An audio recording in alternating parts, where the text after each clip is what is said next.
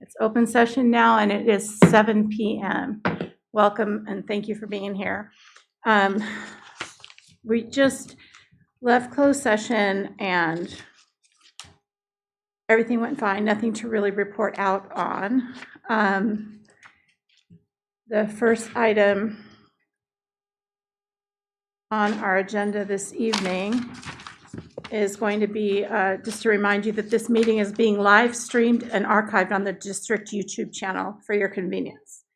If you'd stand, please join me in the Pledge of Allegiance, please. I pledge allegiance to the flag of the United States of America and to the republic for which it stands, one nation, under God, indivisible, with liberty and justice for all. Thank you. Be seated.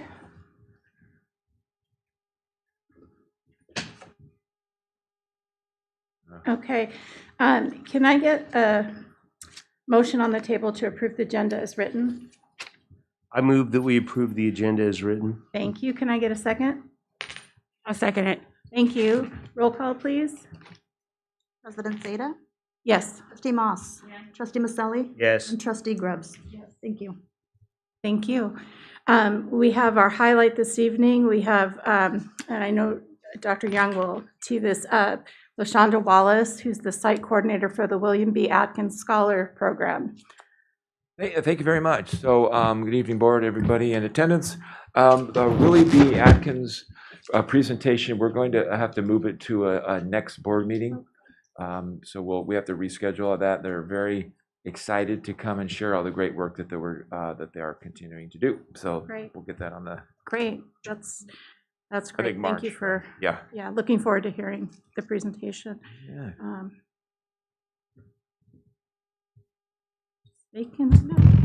Okay. Our reports are up next, and the first item up is our student reports, and I do not see any of our students here this evening. So I Wait, there's don't- Alice. Oh, there she is. Alice Alice, perfect Wells timing. from Liberty High School will share her thoughts on things that are going on at Liberty. You are. There's nobody else here, so we're glad you're here. Well, good evening, President Zeta, Superintendent Dr. Young, and fellow trustees and cabinet members. My name is Alice Wells, and I represent Liberty High School. And Liberty will be busy this upcoming February, as we're planning several events for this month. For Sources of Strength, we will be addressing the topic of friendship. We will work on what it looks like to have happy and healthy relationships, and how we can use these friendships to help support each other. We are also celebrating Black History Month. We will be honoring the many contributions and legacies of African Americans who helped shape our nation. We are excited to have a new visiting artist from Arts Benicia, Mr. Van Auken. Oh gosh, I wasn't. Auken Auken will be joining us. He specializes in photography, and we look forward to using his new medium. And finally, we want to congratulate Ms. Sauter for being Liberty High School's Teacher of the Year, and Ms. Weiss for being our Classified Personnel of the Year. And we truly appreciate all that they do for us. So thank you, and have a good evening. Thank you. That's you. lovely. Thank you so much. And if you want to skedaddle, you're welcome to do that, or you could stay and listen to our lovely meeting. Whatever. Okay. Thank you. We'll see you in a couple of weeks. Okay. We're going to move on to Superintendent Report. Dr. Young. Very good. Thank you very much. Just quickly for me, as we continue to live in the world of the pandemic, and it looks like hopefully that we're peaking, out of the surge. The superintendents meet with Dr. Matiash, who's the Solano County Health Director, on Fridays. That was the news that he was sharing with us last Friday. So we're hopeful that it continues to move in that direction. So we continue to monitor that. And good news, keeping the kids in school, and school's open. The other quick thing, I just want to recognize, obviously Black History Month is Alice said, and this time where we pay particular attention and celebrate and recognize the tremendous contributions of the African American community in the history of our great country. And I know that there's a lot of good things taking place out at the school sites in that recognition. So there it is. Thank you. That was really quick. I have a couple of things I'd like to share, and then I'll pass it on to the board for board reports. First thing, and like Alice had mentioned about the employees of the year for our school district, I just want to mention these names. We're going to be honoring them at our next meeting. But for Benicia High School, the teacher of the year was Megumi Sakamoto, and classified employee of the year was Megan Siegel. Benicia Middle School was Bonnie Ramirez, and the classified employee was Amber Kelly. Farmer was Chelsea Masters and Peter Sharp. Henderson was Mandy Esteban and Siri Ann Granger. Liberty was Kathleen Souter and Brenda Weiss. Excuse me. For Semple was Michelle Benke Chapman and Maria Mariquin Asensio. Turner was for Michelle Gomez and Rebecca De Leon. Our district office classified staff was Michelle Baldwin. Management employee of the year was Shelley Million, or Michelle Million. And our district-wide employees of the year for teaching are Bonnie Ramirez, and for classified it's Peter Sharp. And I just want to congratulate all of them for all of their work and thank them. And so I did want to talk about that. And then I also wanted to mention that there was some great awards that were given to a couple of our students for the debate team that were wonderful. One of our teachers that has retired is now the high school debate team advisor, Michelle Gaines. And the head coach was Tristan Keene, and two students, sophomores, Michael Delgado and Gabe Stockwell, competed in the Berkeley High School Parliamentary Debate Invitational last week at varsity level and battled nationally ranked teams to make it to quarterfinals. So congratulations on that. And then I wanted to talk about the elephant in the room right now about, as you probably all are aware, that our Dr. Young is going to be leaving us in June. And so we're just starting the process of getting together. We had some training during closed session to discuss what we need to do to move forward. So our first thing that we're doing, which will be at our next board meeting, we will be interviewing companies that are going to go out and do the search for us. It will be held in open session, and you guys are welcome to be here. And if you want to talk during open comments, you're welcome to do that anytime throughout this process. We want to make it very clear that we want to hear you. So that's where we're at with that. We're just starting to calendar things, and we're going to move right along. It's going to be hard, but we got to do what we got to do, and that's the biggest part of our job, really, as being elected officials in this capacity, is to hire a new superintendent for our district. So keep looking for emails, keep looking for things in the paper, what have you. We'll keep you guys informed. So that is all I have to share. Anybody else have any reports to share? Nothing? Oh, well, there you go. We're good. We're going to go on to comments from the members of the public, and I have a few here.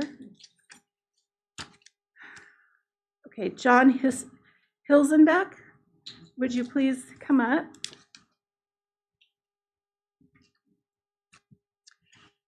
Hi, my name is John Hilsenbeck, and I want to thank the board for the opportunity to present tonight. Oh, can I interrupt you just one second? Absolutely. I'm sorry. BUSD has moved to in-person board meetings. We ask that members of the public who wish to attend, including those who wish to address the board, wear a mask at all times. All functions of the board meeting, including public comments, will take place in person. Members of the public may address the board at a regular scheduled meeting on any item within the board's jurisdiction. Speaker cards are available at the back table.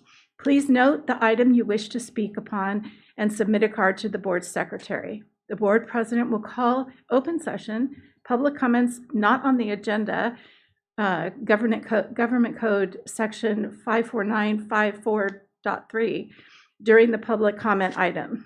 Comments for items on the agenda will be called during the specific item.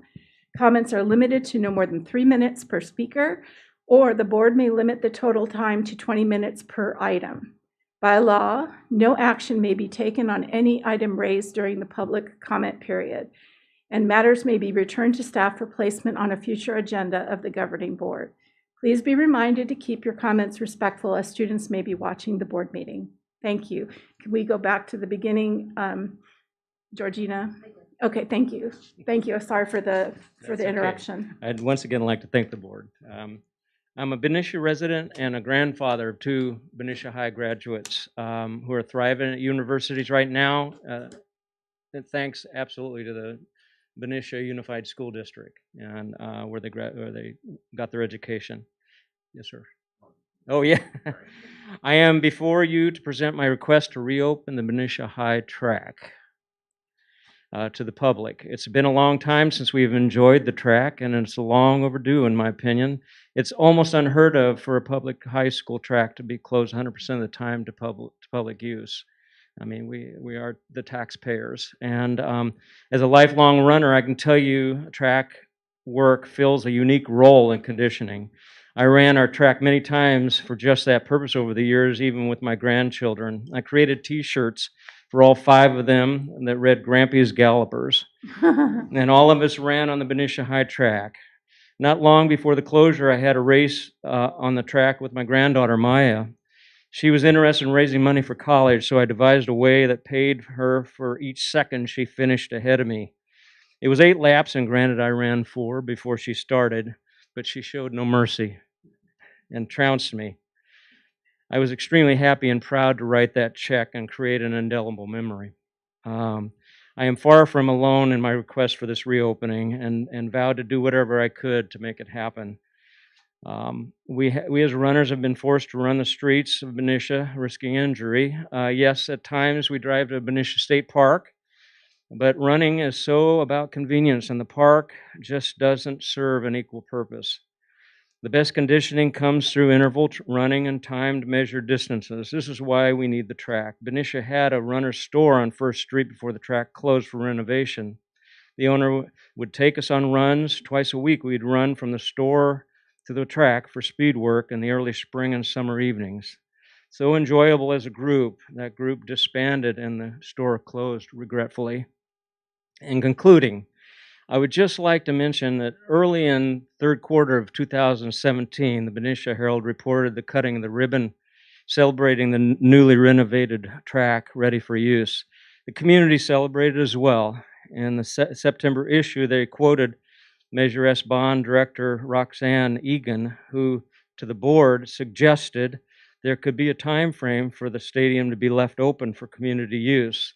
And the then board president, Gary Wing, suggested the stadium have a sign denoting the hours for community use. We have seen nor heard nothing since. Now, 4.5 years later, it is time to do the right thing for our health-conscious community, for all of us needing something positive to bring us out of the pandemic and out into the sunshine. This is not a request for 24/7 open, but one simply for access until dusk during non-school hours. Please, without additional delay, allow our wonderful community once again to enjoy our wonderful Benicia High track. Thank you for hearing me. Thank you so much. Appreciate it. The next person up is Casey. Casey, could you spell your last name once you get up there?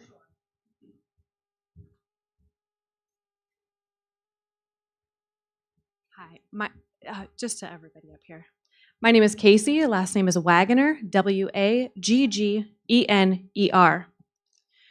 Good evening, board, Dr. Young, and attendees. My name is Casey, and I'm a mom of a student at Matthew Turner. I'm on the site council at Matthew Turner, a classroom volunteer, and a member of the PTA.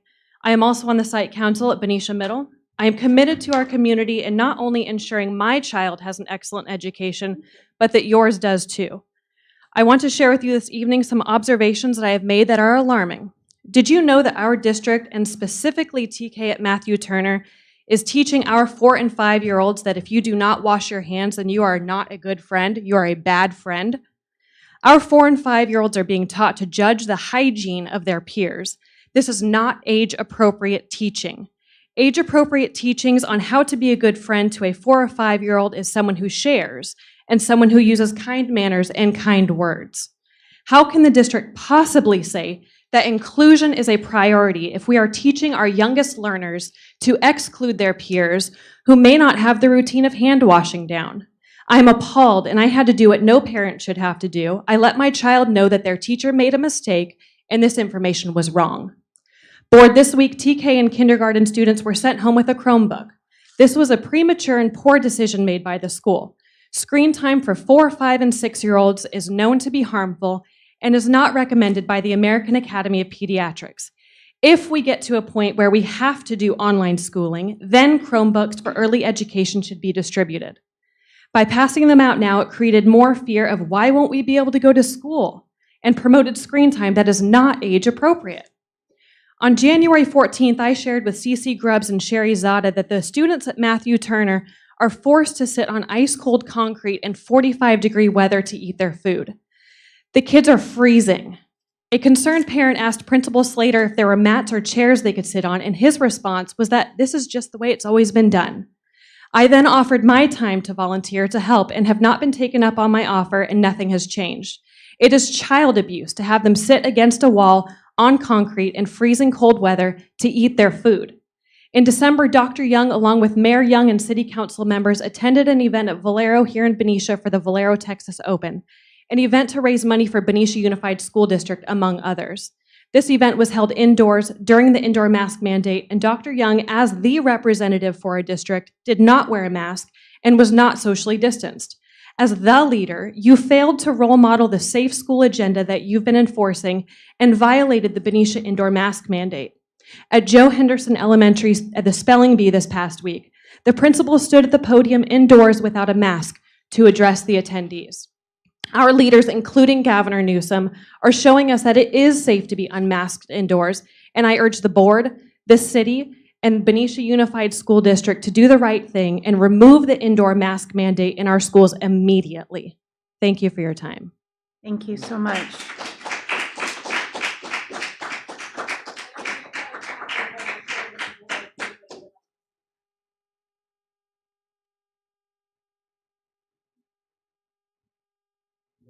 Okay, we're going to move on to our next speaker, Andrew Miller. Welcome back.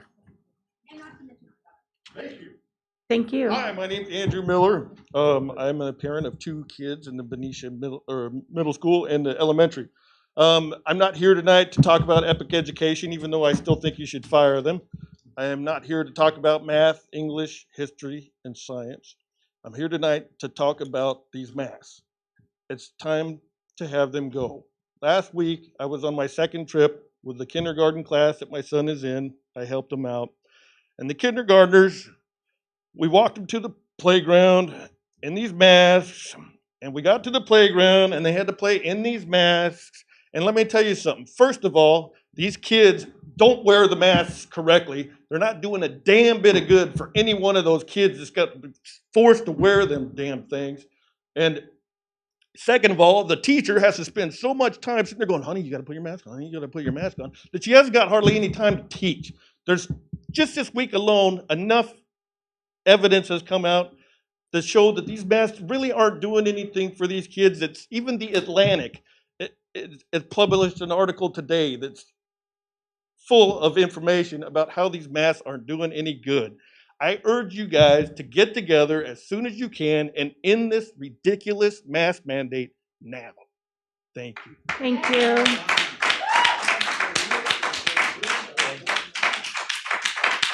Thank you. Our next speaker is Greg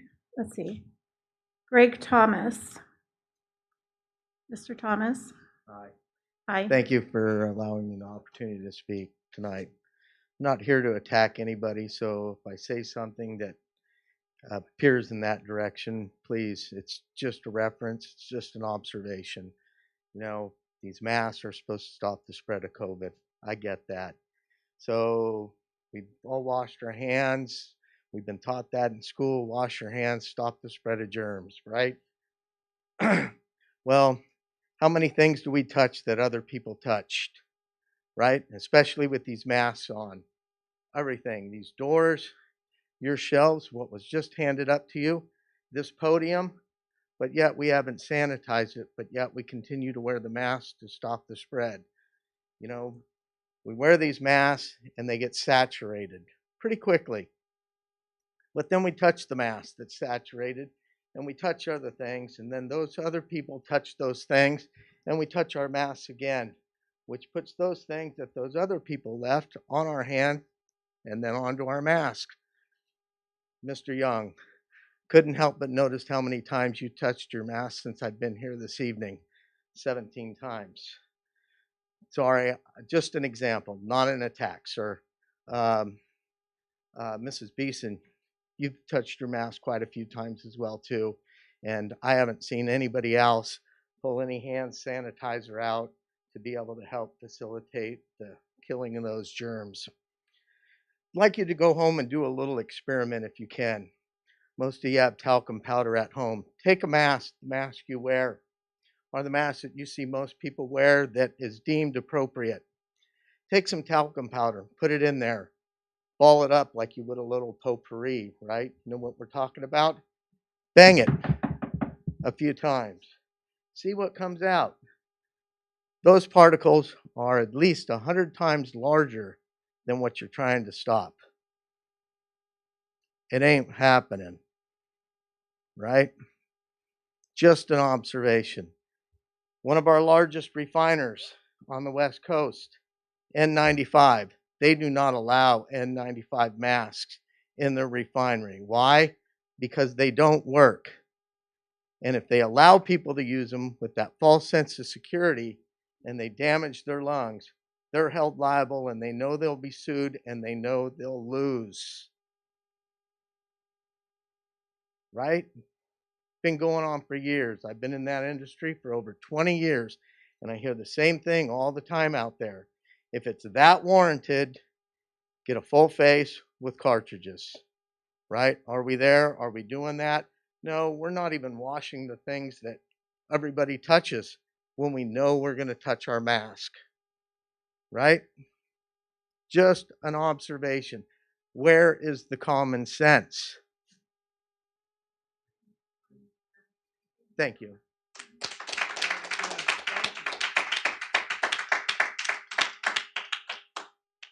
Our final speaker tonight is Michael Mitchell. Is it Michael Mitchell? Can you join us? Thank you. Oops. Be careful. That's what they mean by break a leg. Hello, board members. Thank you very much for having me here today, including you, Superintendent Dr. Young. I've volunteered for the Benicia middle school basketball team off and on for the past 4 or 5 years, and I'll get back to that a little bit later. For college, I went to Hope International University in Fullerton, California. It's an international school, and I dormed there. I lived there for all 5 years that I went to college. And there's 100 students that come from Korea every year. It is an international school. These international students have a professor that lives on campus. Her name is Dr. Lee. Over the years of going to the university, I noticed something. I was on student leadership. I dormed. I lived on campus. I was very involved. And walking a few times, I noticed her 9 p.m. at night, standing there, chewing these girls out, these college girls in their pajamas, verbally abusing them in Korean. Okay. Noticed it a few times. I said, okay, that's a little odd. I go on. I said, I'm going to bring this up to our vice principal, Dr. Como. Told him what had happened. He said, you know what? I said, Michael, I know.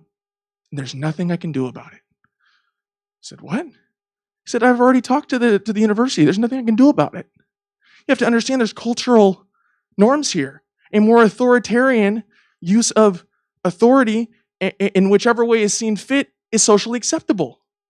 To add another layer of complexity to this situation, Dr. Lee has 4 assistants, all men, all males. She has a group of students over to her apartment every weekend. Dare to guess what gender they are?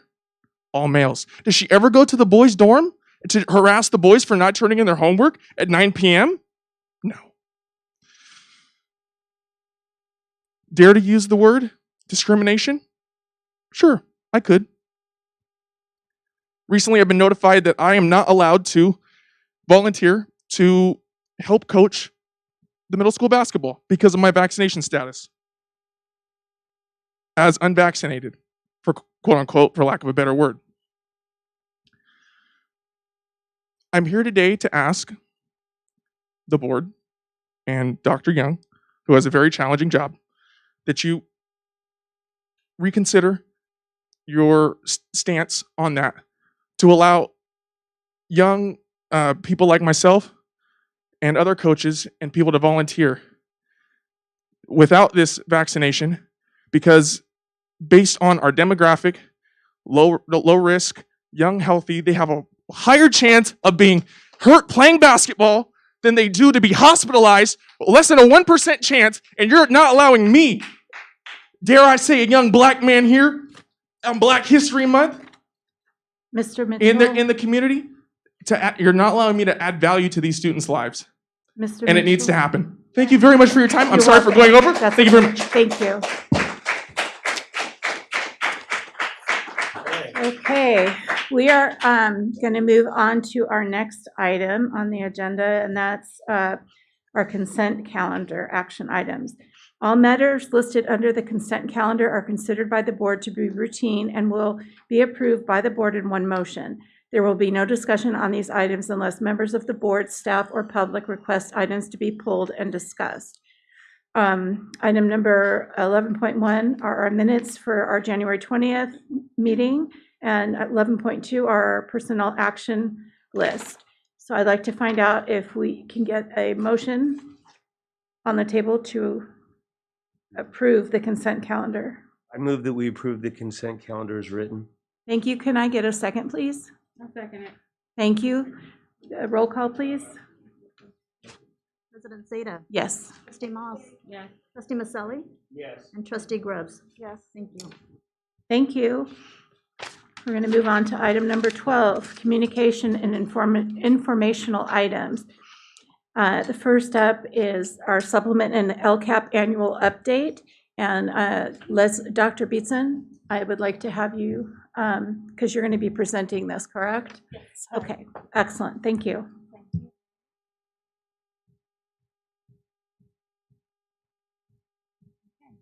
Good evening, Board. President Zeta. I am here tonight to share an update on where we are with the Lcap, the funding, and the implementation of our actions and services and some data. This is a new requirement by the state because we've gotten so many one-time funds in grants. They want to see how things are all pulling together. So as I just said, it's a new requirement. It's a one-time, it's really called the supplement to the annual update. So it's an update to the update. Just where are we at this point in time? There are 5 questions that we are asked to go over, and I apologize. I know there's a lot of words on these next 5 slides. You don't need to read them all. The honest part is they really have to do with engagement. How did we engage people in where we were heading with these grant fundings? How is it aligned with the other actions and services in the Lcap? The questions were quite repetitive. And this is not an action item. There was actually no particular format that this needed to come to you in. It's just an update. So what I can tell you is we have used all of our Lcap stakeholder engagement and then additional outreach to get further information and all of the additional grant funding that we've received. We've been plotting, as you know, because we've brought those grants to you individually, to continue the actions and services that we already had in the Lcap into some outer years. One of the other questions in this report needed to be about concentration funding. We don't receive concentration funding here in Benicia Unified. Again, another question about how did we get engagement? One of the other grants that we have, and we'll be bringing that to you, I believe, at the next board meeting, is the Expanded Learning Opportunities Program, which is an after-school extended day. I think I've talked about that before. It needs to be up to 9 hours. We did a program like that virtually last year. It wasn't 9 hours, but it was this after-school program. We've got lots of great feedback, and that's how we developed this year's program that will start at the end of this month. And one of the other grants here, I'm not even on the same page that I am on my computer. I apologize for that. One of the other grants that we're currently working on is the A to G implementation grant. So I'm working with Ms. Kleinschmidt at the high school, who's doing outreach to her staff currently to get ideas on how to get more students A to G ready. So all of the grants are in direct alignment with the work that's in the Lcap, and we'll continue to do that ongoing outreach. Sorry, trying to move 2 screens at one time here. A few weeks ago, I brought to you the Esser 3 plan. So that's not built into the Lcap, but again, it has things in it that continue the actions and services primarily around mental health and wellness. So continuing those in the outer years that we've started, high quality professional learning, and then accelerating learning through our instructional assistants and tutors. And so those things are already in the Lcap. We plan on using this additional funding that came in after approval to continue them in the outer years. And again, so as I said, the questions that they asked us to review are very repetitive. So this one asks about the fiscal pieces, and it is all aligned with the Lcap. Another requirement of this mid-year update is to let you know where we are in terms of our metrics. So just to remind everyone, we have 4 goals in our Lcap, and our Lcap in this district serves as our strategic plan. Our first goal is around social emotional learning and a sense of belonging. We have a goal, 2 goals that are academic in nature around literacy and mathematics, and then a 4th goal on equity and opportunity. And so there's a lot of slides in this slide deck. I'm not going to go through all of them unless you have particular questions, but I did call out some highlights in our mid-year data. And I want to just point out that we look at 2 different kinds of data. Data that the state requires us to present on, and our accountability measures that are statewide from our dashboard. Some of them are not complete yet because we're only partway through the year. So we haven't taken CASP, the statewide test yet. We don't have this year's graduation rate, so I don't have that data yet. It's incomplete, it's not ready yet. And then the other data is local data that we use to sort of progress monitor how we're doing. So some of the things I wanted to highlight from you that you can find in all of the following slides are: 1, we have given 3 times now the NWEA MAP assessment. It's for reading and mathematics. We gave it once at the end of last year in place of giving the CASP assessment because we were out on distance learning. That one, it was very difficult to judge the reliability of how that went because kids were at home. And so it was the first time of administration. Kids had some difficulty, getting on and doing that work, but we did the best that we could. We gave it again this fall and then this winter. And it is a growth measure, and we will give it again in the spring, and then we'll bring some information to you. But this year, we're really practicing how does this work, and what does this test assessment get? What kind of information does it give us, and how do teachers use the data? And so my department's been doing a lot of work with our teachers on looking at data and finding next steps. The exciting thing is we're not where we want to be in terms of student performance in reading and math, for sure. We have a lot of makeup work to go. But what we can tell you is that the NWEA MAP is predictive to the CASP, and it's a normed reference test, so a nationally normed test. our students performed this year exceeded the national norms that were normed pre-COVID in all grade levels. And then they just redid them during COVID and have new California COVID norms, if that makes sense. And we've also exceeded those. And so while we have a lot of work to still do to catch kids up and to continue to move them forward, we did better than the state and better than what the expected norms pre-COVID were in terms of growth. And so that's an exciting point I just wanted to point out for you. Another piece of data that we're really tracking is our chronic absenteeism rate. We've heard Mr. Rahill talk about chronic absenteeism or our attendance rate. We know it has dropped and dropped significantly, which has increased our chronic absenteeism rate. So right now, as a reminder that chronic absenteeism is 10% of the days or 10% or more of the days that we're in school being absent. And so that number will change the more days that we're in school, but we have a large increase in chronic absenteeism due to students staying home and quarantining for COVID. It does make sense, but you will see a big jump in the numbers.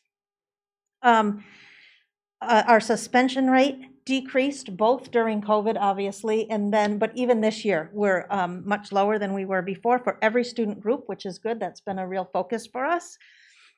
Another thing that we should be really proud of is that last year's graduation rate, which just got released on the California dashboard, we maintained our high graduation rate, and we increased our graduation rate for our students in special education, and that was a focus for us as well. So a year ago, when we presented the dashboard data, remember that comes in all the different colors. So it's red, we were in orange, and they haven't come out with the color coding yet, but we did increase our special ed graduation rate, which was an area of focus for us. Another data point that I want to highlight for you is every year, except for during COVID, we give the REACH data, and we've presented on that before. And remember, REACH is given through 6th through 12th graders, and it stands for relationships, effort, aspirations, cognition, and heart. And it's a survey that students take, and it has really great guiding questions to help us know how we're doing in those areas. And one of the data pieces that we pulled out a few years ago was sense of belonging, and that really helped drive that first goal that we have in the Lcap, and really wanting to increase student sense of belonging. And again, we're not anywhere near where we want to be, but we're moving in the right direction. And we have shown this year, when we just gave it again, a 5 percentage point increase from where we were before.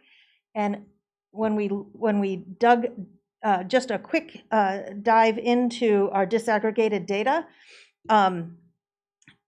overall, we've maintained in most student groups. We did dip a bit in our African American student group by a couple percentage points, but we increased by, I believe it was 5 percentage points for our multiracial and other, which were the other categories, in that sense of belonging. And so that's telling us that the work that we're doing is the right work, we're on the right track, not there yet. CTE, Career Technical Education at our high school, continues to grow and expand. We have currently, right now, 555 students in 22 sections. And so that's been a real plus for us. And then the last one is a state data point called course access. And what that means is students in our unduplicated student groups, so those are our English learners, our foster and homeless youth, and our socioeconomically disadvantaged students, are they accessing, are they taking our AP, honors, and CTE courses? And we have seen a dip in those students accessing the courses. But what I do want to tell you, and we've known that, we know we need to figure out how to do more outreach and invite more students into those classes. They are open to everyone, so we don't have prerequisites or referral, you don't have to test to get into any of them, which is a positive. We've changed that several years ago, but we still have work to do in that area.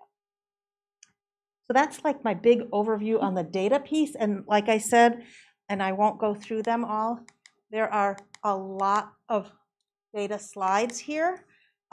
If you have any particular questions, I'm happy to go over them with you, but I'm going to skip down to the implementation unless you had any other data questions. I just have a question for clarification. So Yeah. With the access to the classes, so all students have access, do they know that they have access, or how is it communicated to them? Are the counselors just automatically enrolling them, or do they have to know to select the classes? The counselors meet with all the students. My understanding is they set up appointments and meet with all the students around course selection. It's in the course catalog. I'm unclear, and I can find out and bring it back to you, how much additional outreach is happening. I do know they're tracking student progress, looking at student groups and tracking that progress. But I don't know additional outreach, but I can look into that and find out. Yep. Any other questions on data? Okay. Okay, so implementation of actions and services. Again, I have an overview slide with lots of data slides behind it, and so we'll do the same process if you have further questions. So in our Lcap, we have a lot of actions and services that we have delineated to support our work towards our 4 goals. I'm happy to report that most of our actions have been able to be fully implemented. They're in progress right now. And on the following slides, you're going to see a 3-color code delineation. Green is it's in the works, it's being fully implemented, in progress right now. Yellow is it's partially done, and red is we have not been able to start it for some reason. So most of our actions have been fully implemented. We had a lot of new positions, if you recall, in the Lcap based on all of those new funding sources. And while we haven't been able to hire them all at the beginning of the year, we've been able to hire most of them by now. We still have a couple open positions we haven't been able to fill, but we have been able to fill many of them, or most of them. We have gotten very positive anecdotal and hard data support for several of our new actions that I want to point out for you. Wellness centers, so every one of our school sites has wellness centers, and they are now all up and running, and we have increased our staffing in those wellness centers at all sites. We have over, I'm trying to remember the number on the following slide, between all of the wellness centers, well over 2,000 students have visited those wellness centers, and they do a survey when they go in that says, you know, how are you feeling when you enter, and then a little survey when they leave, how do you feel afterwards? And it is at the elementary level, it was 80, it's on the data, one of the upcoming data slides, in the mid-80s% feeling better, and at the high school level, 90.9% of students report feeling better after visiting the wellness center. So that tells us that that's working, and we're getting really positive feedback from staff. Another area that's gotten really great feedback is we're able to increase the hours and amount of noon duty supervision at our elementary schools, knowing that we had kids spread out more. We had to do more reminders about masks and helping them remember how to do social interactions and play. That has gotten great feedback. We measure that also by numbers of referral and positive PBIS tickets that are given out. Lower class size and no combinations at both the middle and high school, because we added 5 new positions at the elementary and a couple new positions at the secondary level to give kids more interaction, more time with the teacher. When you have less students, you get more individualized attention. Again, both anecdotally and our data is supporting that that is working. We have some great growth in that NWEA data in those classrooms. And then our intervention aides, we were able to expand the amount of intervention assistants that are helping in our elementary schools with primarily reading, and they have great growth, and you can see that growth data in there as well. Our College and Career Center, which we've had for a long time at Benicia High School, is very widely utilized. She's got great programming going on there. We have included in the last couple of years some English language development sections, both at the middle school and high school, and the students in those sections are making great progress. We've had 3 or 4 parent workshops in parent series, and we've had fairly good attendance. Oftentimes when we were in person, we'd get 1 or 2 people that came maybe. We have between 15 and 40 people showing up for our virtual sessions, which is still, we'd love to have more, but it's better than what it was, so we've been able to offer those.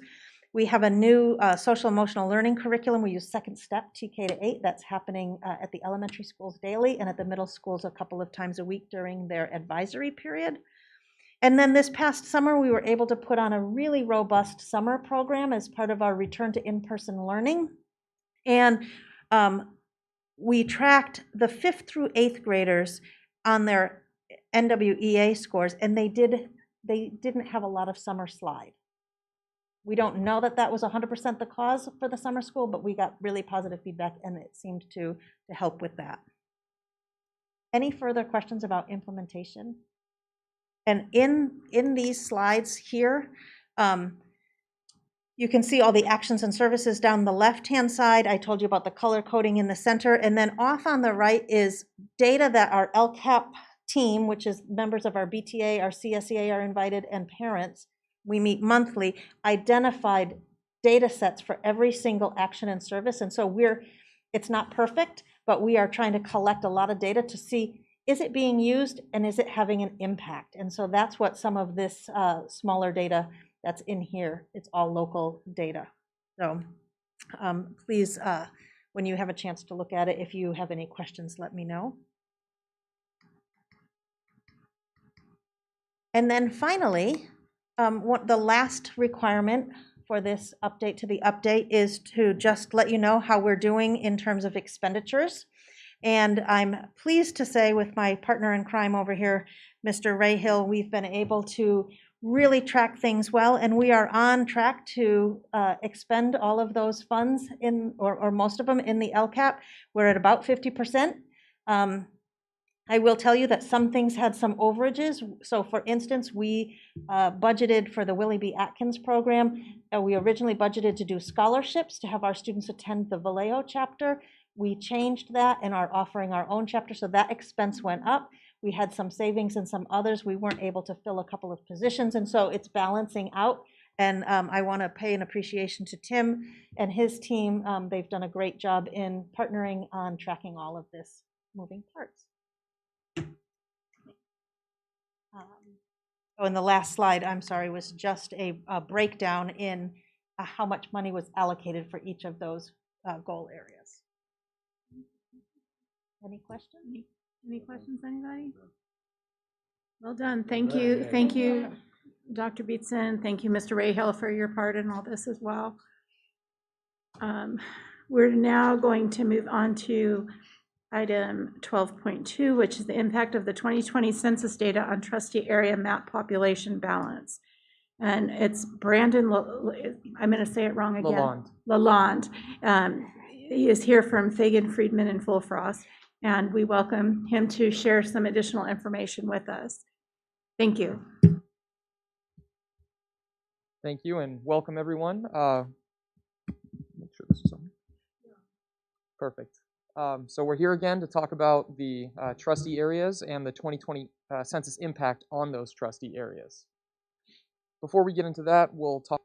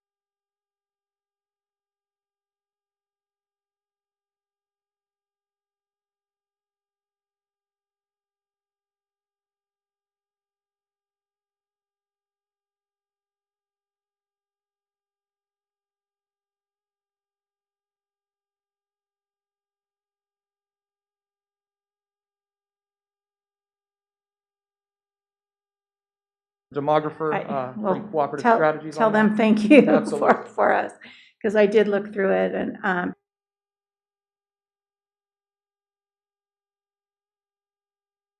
seeing streets divided and neighborhoods divided, but I don't think there's any way around it.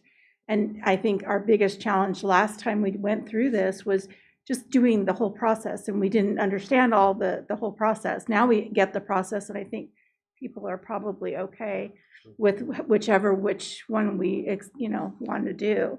But does anybody have any questions about the layouts, 1, 2, or 3? Do you see anything?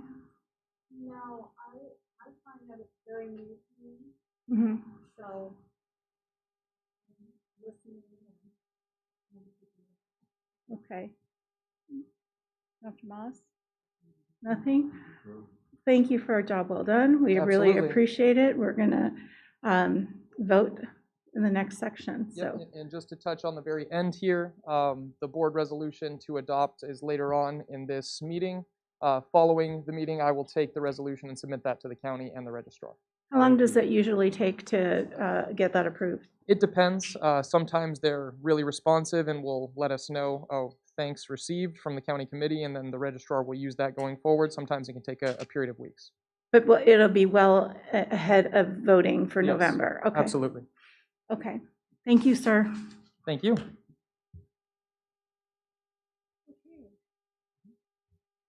The last item on our agenda this evening is item 13.1, which is the resolution number 21-22-19, approving and adopting an adjusted trustee area map following the release of the 2020 census data, Dr. Young? Yes, thank you.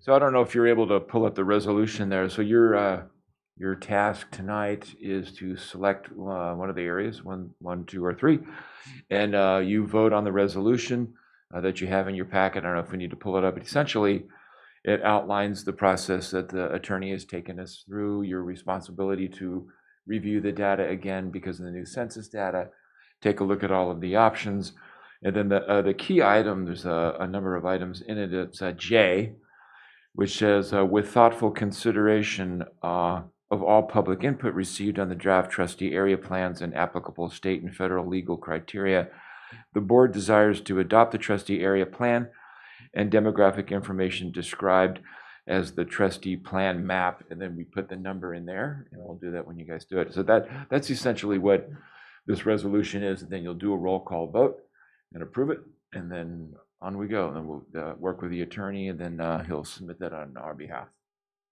So I don't need to read this whole thing out loud, or do I need to read this whole thing out loud? I don't think just- I don't think you need to. I think Okay. that like, as I said, the first several letters, A through I, are a Mhm. summary of the process Mhm. and your due diligence responsibilities as a board.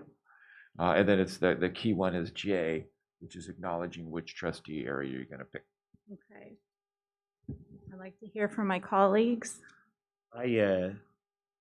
When we went back to the last discussion we had at the last board meeting about this, and Diane had brought up, and for me, it was I like scenario 3 for the simple thing. Like what Diane said is, I was listening for the number of people that are moved, and scenario 3 had the least amount of people moved. Mhm. So Mhm. for me, that was the one overriding thing that gets my vote. Okay, thank you. Adjustment, and it still complies with the numbers. I think our community is so interestingly spread out that there's not really concentrated areas of folks, and so it just makes it a little, it still makes it almost the same, to be quite honest. So the least impact, the better. So Mrs. Grubbs, did you have anything that you wanted to add? Okay. Well, then, without further ado, I'd like to find out if approving and adopting the adjusted trustee area map following the 2020 census data, and I guess we'll do whichever number we want, and then you calculate that. Is that, like, I'll say I want. You're just gonna tell me. Oh, okay. So we Okay. just discussed and take it like an internal vote, and then, so you guys good with 3? I was okay with that. I don't, All right, we're all with 3. okay, there you go. Okay, so can I get a motion on the table, please? I move that we accept scenario 3 for the change in the trustee area maps. I'll second. Thank you. Roll call, please. President Seda, Yes. Trustee Moss, Yes. Trustee Maselli, Yes. and Trustee Grubbs. Yes, thank you. Thank you. And at this time, we're at the end of our meeting. I just want to remind you all that our next governing board meeting is on February 17th. And we look forward to seeing you at that time. And thank you for being here. And thanks for being at home. Have a good night.